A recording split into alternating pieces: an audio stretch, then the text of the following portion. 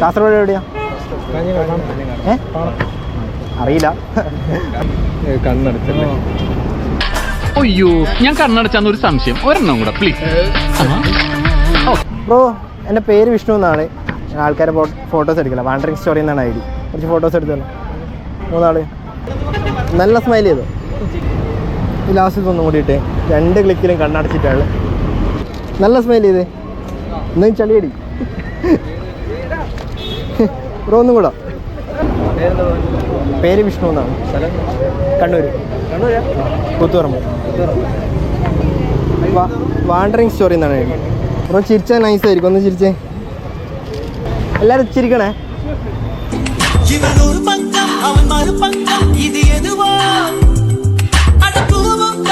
சேர்ந்த பக்கம் பதுவோ